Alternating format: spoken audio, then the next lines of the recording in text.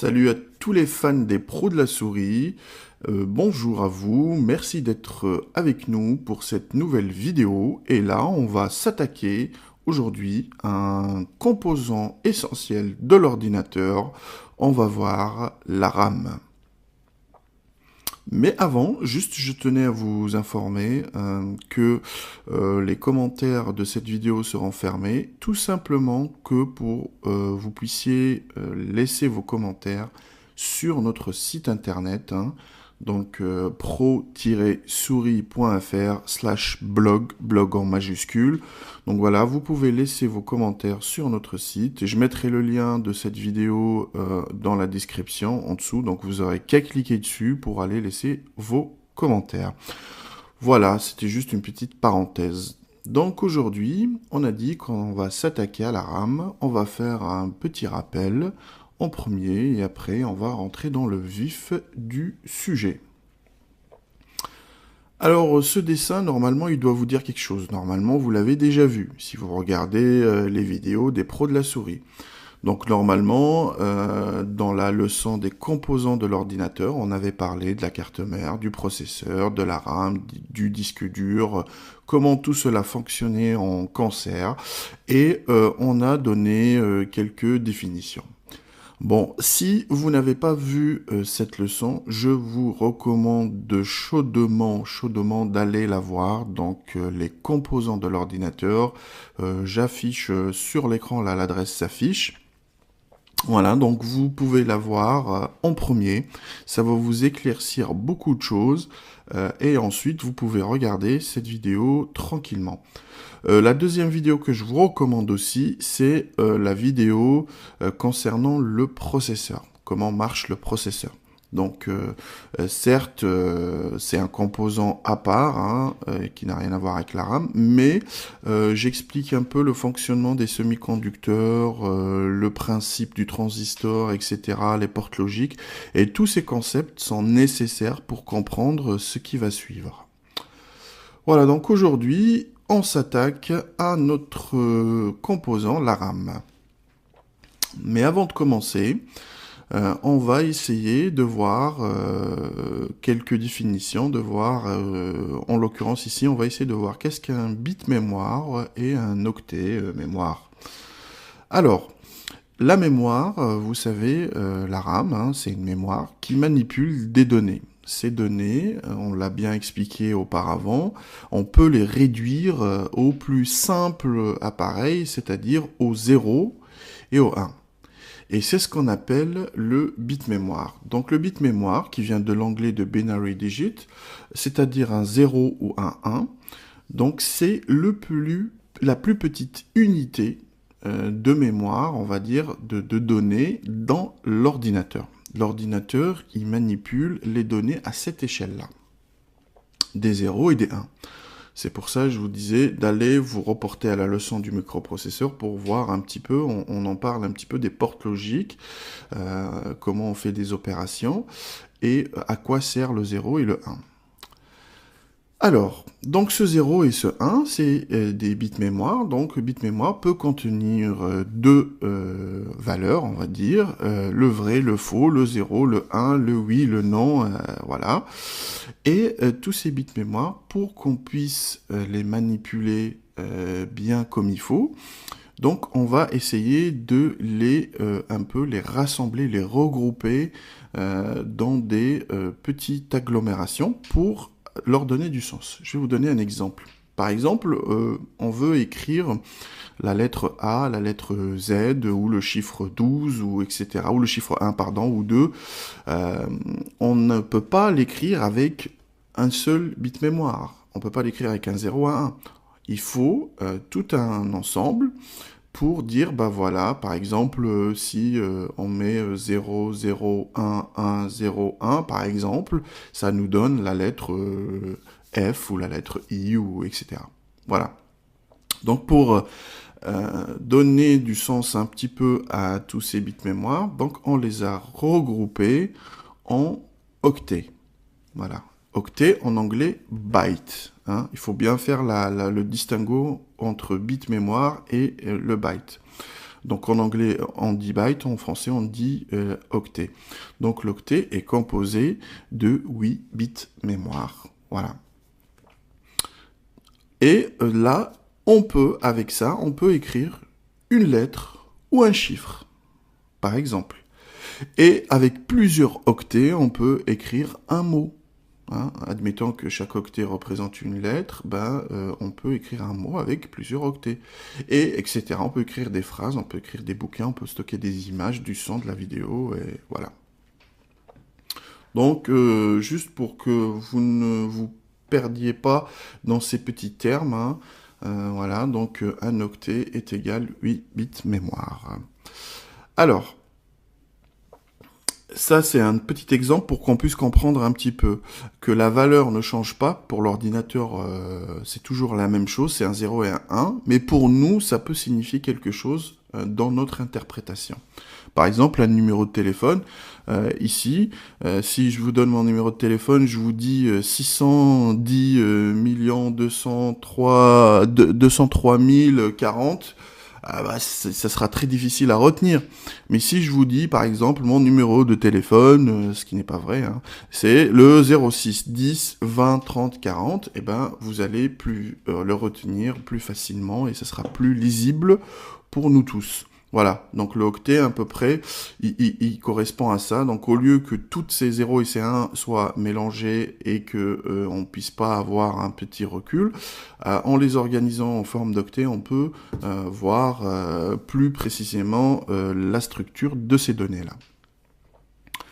Je vais vous donner un autre exemple, vous allez comprendre, hein, et on va arrêter avec les bits mémoire et les octets. Donc on a dit que c'était des 0 et des 1. Mais comment ces 0 et ces 1, en partant de ces 0 et de ces 1, on peut arriver à des choses merveilleuses, arriver à des photos par exemple de paysages, à des films, Mais en fait, pour l'ordinateur, il ne comprend pas ce qu'il est en train d'analyser. Lui, il suit une logique. Voilà, là il faut mettre un 0, il le met. Là il faut mettre un 1, il le met. C'est nous, derrière, qui interprétons ces données-là et qui leur donnons du sens. Hein, vous voyez ici à l'écran, hein, vous avez une série de 0, de 1, voilà, bon, bref, ok, c'est bien, l'ordinateur, il le voit comme ça. Mais nous, autant qu'êtres humains, avec du recul, on peut interpréter ces données-là et on peut leur donner un sens, ici, en l'occurrence, un bonhomme. Hein.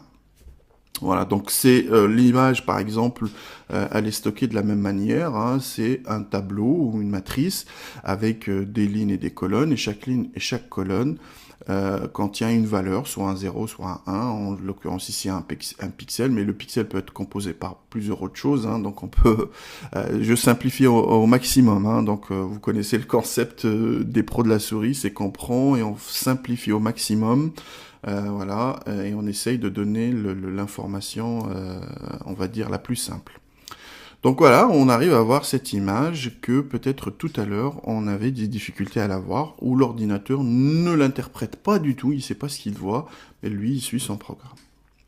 Bon, je ferme la parenthèse du bit mémoire et de l'octet, et on va passer à autre chose, on va passer au principe de fonctionnement. Comment marche cette RAM ?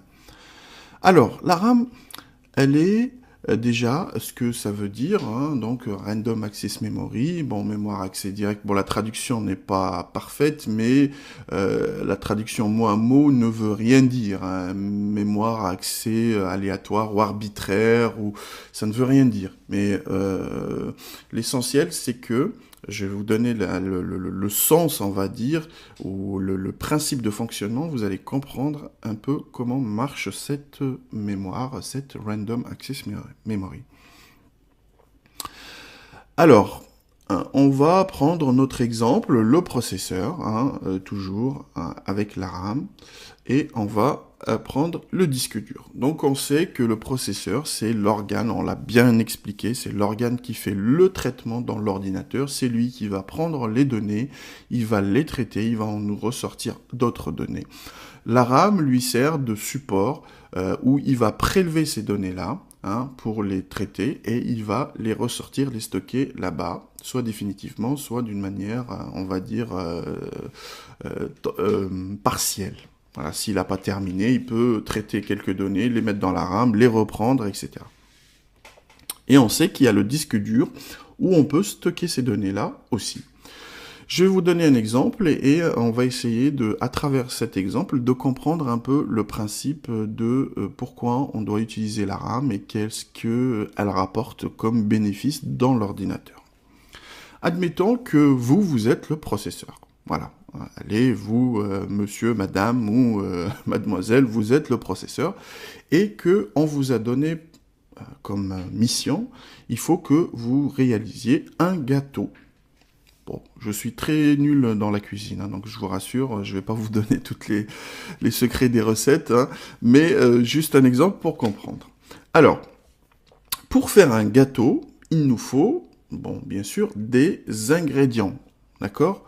Donc, ces ingrédients, on va les prendre où? On va les prendre dans le placard, qui est à côté de la cuisine, ou on va les prendre dans le frigo.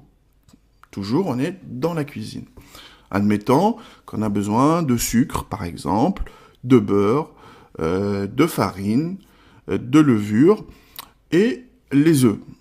Par contre, on n'a plus les œufs, il n'y a plus d'œufs ici dans ce placard-là. Qu'est-ce qu'il faut faire? Tout simplement, les œufs, comme ils ne sont pas à la maison, il faut aller les chercher au supermarché. Bon, jusque-là, vous me suivez, c'est très banal, c'est très classique. Alors, et là, on voit que, par exemple, pour aller de la cuisine jusqu'au placard, j'ai mis 30 secondes, ou vous avez mis 30 secondes, hein, pour aller dans votre frigo, dans votre placard. Ça vous a pris 30 secondes. C'est très rapide, vous avez pris l'ingrédient, hop, vous l'avez amené à la cuisine, vous avez commencé votre préparation. Par contre, les œufs qui manquaient là, il vous faut, allez, on va dire en moyenne, hein, une trentaine de minutes, voire plus, pour aller les récupérer. Il faut prendre le panier, il faut descendre tout en bas, il faut aller marcher dans la rue, il faut rentrer dans le magasin, il faut aller au bon rayon, il faut prendre l'ingrédient, il faut revenir, il faut passer par la caisse, il faut revenir sur le chemin, il faut remonter les escaliers, rentrer, et pour qu'on puisse bénéficier de ces œufs-là. Bon, et là, je reste quand même clément avec 30 minutes, parce que si c'est un samedi que vous allez faire vos courses ou qu'il y a trop de monde, voilà, vous avez pour des heures. Alors, donc on voit ici, à travers ça, on va essayer de voir un peu le parallèle avec la RAM. Donc, ce placard ou ce frigo, qu'est-ce qu'il a fait? Il m'a raccourci, on va dire, les délais. Donc, au lieu de mettre beaucoup plus de temps à aller récupérer les ingrédients dans un magasin, eh ben, j'ai tout chez moi. Donc, je mets quelques secondes à aller les récupérer. D'accord? Mais l'inconvénient, on va dire, de ce placard ou de ce frigo, il a deux inconvénients. Le premier inconvénient, c'est la taille.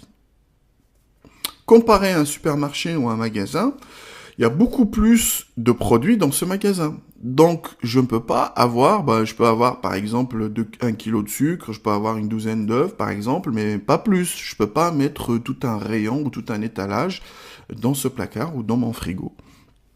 Donc le premier handicap, c'est la taille, donc elle est réduite.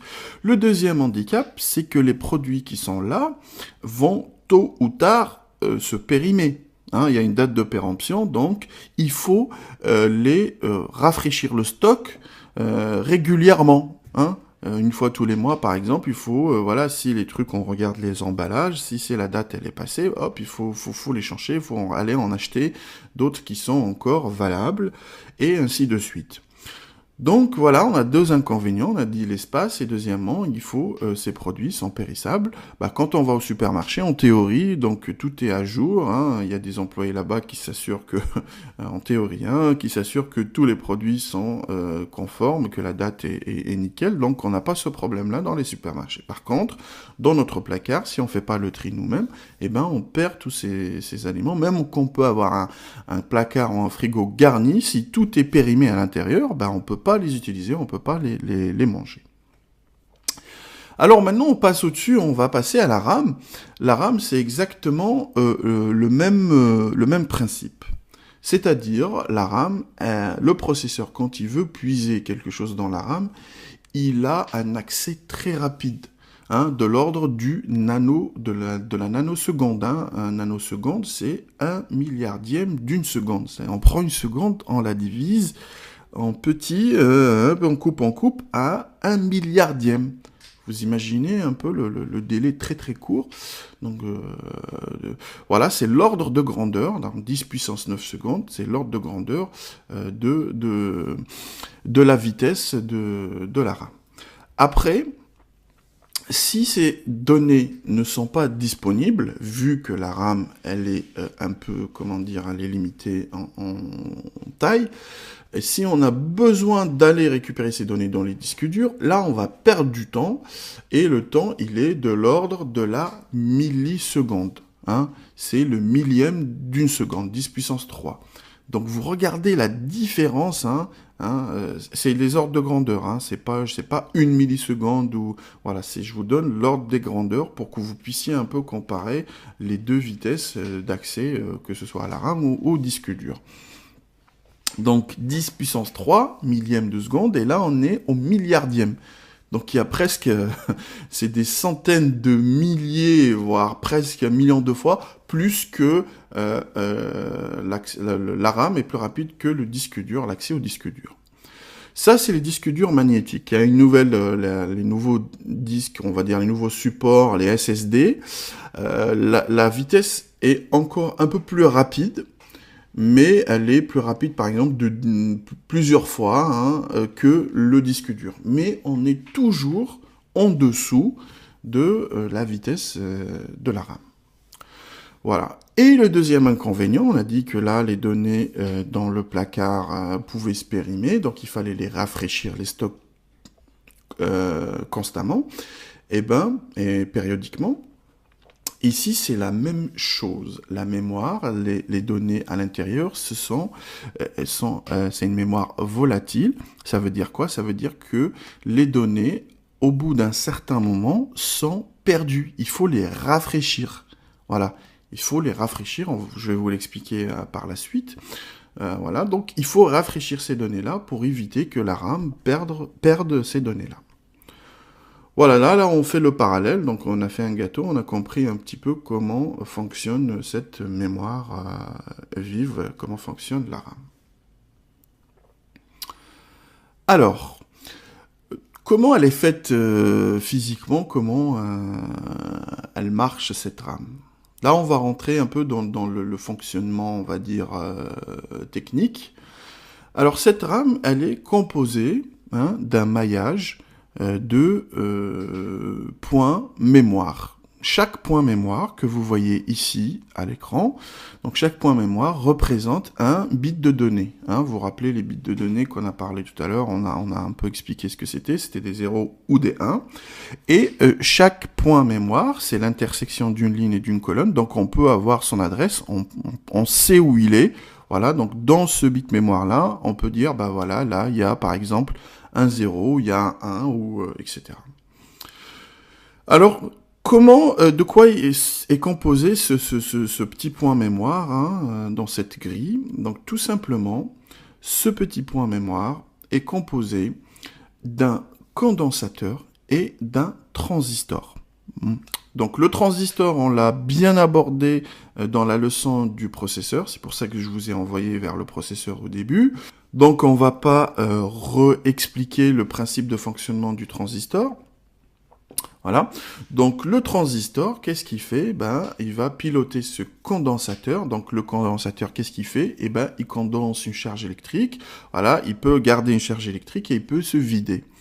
Et selon l'état de ce condensateur, s'il est chargé, c'est-à-dire on a un 1, voilà.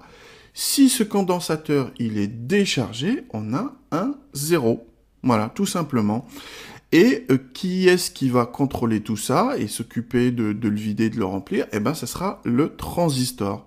Donc le transistor qui est couplé à ce condensateur va nous dire est-ce que notre condensateur il est chargé ou déchargé, donc il va nous renvoyer soit la valeur 0 soit la valeur 1, donc on a gardé une mémoire et on a gardé une donnée, Et il va aussi pouvoir le modifier. Si on veut l'effacer, hein, s'il est chargé, on peut le décharger. S'il est déchargé, on peut le charger. Voilà, donc c'est ce qui va permettre de garder ou de changer l'état de ce condensateur.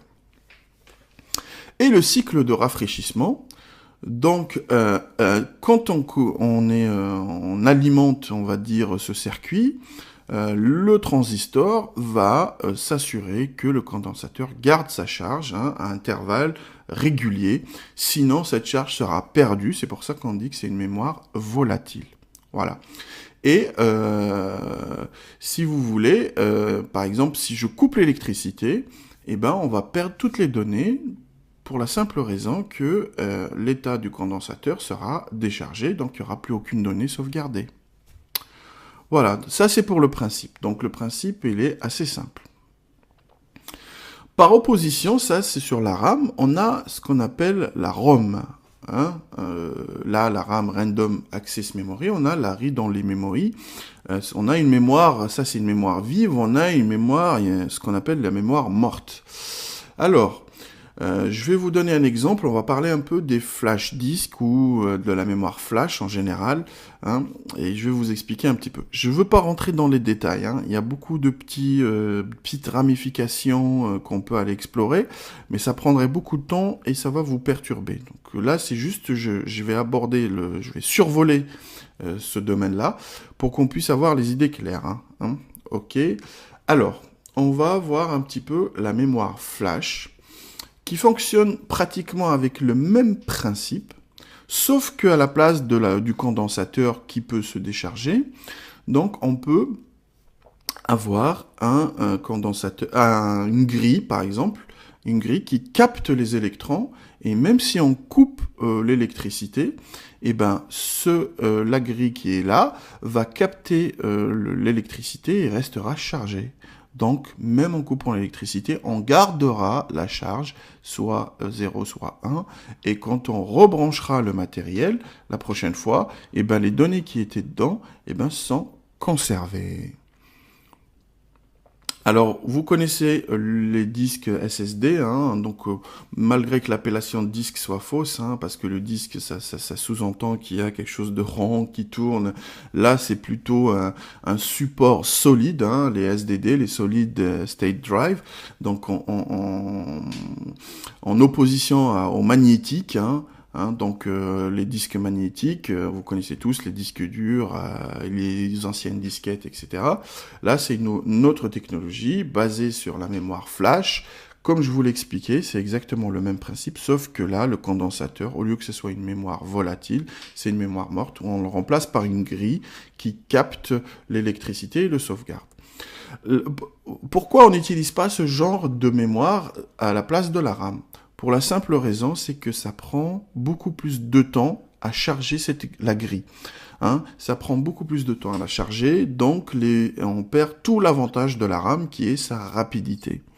Et c'est pour ça qu'on l'utilise plus pour un support, comme support de stockage de données.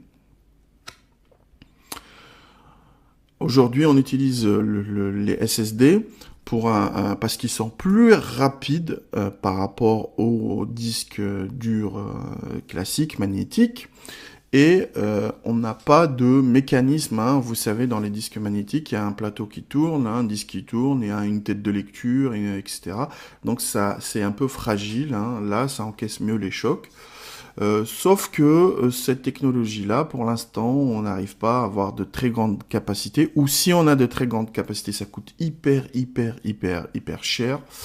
Et aussi la durée de vie, donc pour l'instant on ne sait pas, peut-être qu'on peut garder ces données, je ne sais pas combien de temps, 20 ans peut-être, mais bon, voilà, donc ça va évoluer, l'avenir, ça va peut-être s'orienter sur cette technologie, voire une autre technologie, mais l'avenir, on se débarrassera des disques durs en magnétique, ça c'est sûr et certain. Et dans les ordinateurs récents, c'est juste, avant de fermer la parenthèse sur les SSD, aujourd'hui, dans les ordinateurs un peu récents, on met les deux technologies, c'est-à-dire on met un support SSD où on va installer le système d'exploitation et les programmes qui vont tourner pour les faire tourner plus rapidement, et on utilise un disque dur magnétique classique pour stocker tout ce qui est film, vidéo, etc., musique, photo, voilà, comme stockage, on va dire archivage, voilà. Hop, on continue. Donc, on a plusieurs puces électroniques qui fonctionnent avec ce principe-là, où on peut lire les données, même après coupure d'électricité. Et pour changer, modifier l'état de ces mémoires-là, ou de ces puces-là, ce qu'on fait, on fait un flashage. Hein. Vous entendez toujours, j'ai flashé mon téléphone, j'ai flashé ma PSP, j'ai flashé mon récepteur satellite, j'ai flashé ci, j'ai flashé ça. Mais en fait, on efface les données qu'il y a sur certaines puces dans ces appareils-là, et on les modifie, on remet d'autres données à l'intérieur. Ça peut être un programme ou autre chose. Vous connaissez tous les clés USB ou les flash disks, comme on les appelle dans certains endroits du monde. Donc voilà, c'est la même technologie. Hein. L'avantage, c'est que c'est super pratique. Hein. On a toutes ces données. L'inconvénient, c'est que des fois, on peut perdre ces données. Il faut faire attention. Il faut les manipuler un peu avec délicatesse. Hein. On a les cartes mémoire que vous connaissez tous, hein, qui fonctionnent. C'est pas tout à fait la même technologie, mais c'est la même grande famille. Hein. On va pas rentrer dans les détails, juste pour que vous puissiez comprendre. Et on a aussi un composant qui s'appelle le BIOS, c'est une pièce qui est collée à la carte mère, à toutes les cartes mères. Il y a un BIOS, Basic Input Output System. Donc ce BIOS là, je vais vous l'expliquer rapidement il sert à quoi. En fait, quand vous mettez l'électricité, vous alimentez votre carte mère, vous allumez votre ordinateur, grosso modo. La première chose le premier programme qui sera exécuté, c'est le programme qui est contenu dans ce BIOS. Et c'est ce programme-là qui va déterminer, par exemple, s'il y a une RAM, s'il y a un processeur, à quelle vitesse il est, qu'est-ce que je fais démarrer en premier, qu'est-ce que je dois faire comme contrôle, etc. Régler la date, l'heure. Il y a plein de paramètres comme ça. C'est le BIOS qui les prend en charge.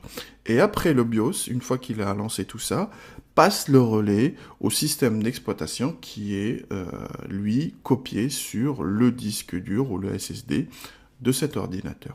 Voilà. Et ce BIOS, on peut le flasher dans certains cas, on peut faire des mises à jour. Bon, il supporte quelques flashages, hein, mais il faut faire attention, si vous l'abîmez, votre carte mère, elle est bousillée, il faut complètement la changer. Voilà.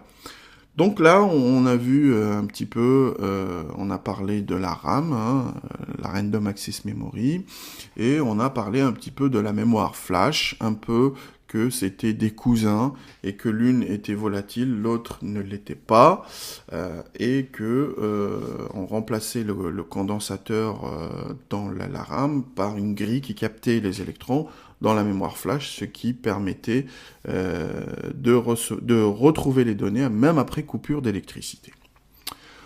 On continue, et là on va voir les caractéristiques de la RAM. Alors on a la SRAM, hein, donc la Static Random Access Memory. Donc c'est une mémoire statique. C'est une mémoire statique, c'est une RAM un peu spéciale, hein, qu'on trouve dans l'ordinateur, mais plus dans les processeurs, les choses comme ça, qui est utilisée plus comme mémoire tampon. Je vais vous l'expliquer rapidement. Donc la statique, elle n'a pas besoin d'être rafraîchie. Hein. Donc on a dit tout à l'heure, la RAM, il faut la rafraîchir à intervalles réguliers pour qu'elle ne perde pas ses données. La SRAM, elle est statique, donc elle prend les données, on n'a pas besoin de rafraîchir ces données-là. Elle est très très très rapide, elle est plus rapide que le deuxième type de RAM qu'on va voir là. Elle est très rapide, elle prend beaucoup plus de place, elle consomme un petit peu plus d'électricité, même voire plus d'électricité. Donc c'est pour ça qu'on ne peut pas l'utiliser comme barrette mémoire. On l'utilise à petite dose dans des composants spécifiques comme le processeur et où elle sert de mémoire tampon, mémoire cache, pour optimiser, on va dire, encore doper la rapidité de ce processeur. La deuxième famille, on rentre dans les DRAM, les Dynamic Random Access Memory, et là, c'est la RAM que je vous parlais, la barrette mémoire qu'on connaît tous, qui a un accès dynamique, c'est-à-dire qu'on a besoin de rafraîchir, il y a un cycle de rafraîchissement, sinon elle va perdre ses données. Ensuite, on a eu une autre génération qui est venue, on a la SDRAM. La SDRAM, qu'est-ce qu'on a fait ? On a synchronisé le temps. Il n'y a plus de temps de latence. Il y avait un temps de latence sur la DRAM. La DRAM, il y avait un temps de latence, c'est-à-dire qu'il y avait un temps propre à chaque barrette mémoire. Et ce temps-là, on ne pouvait pas le compresser avant d'accéder aux données quand il y avait des modifs ou des choses comme ça. Sur la SDRAM, on a synchronisé ça, donc on perd moins de temps, donc les performances ont été augmentées par rapport à la DRAM.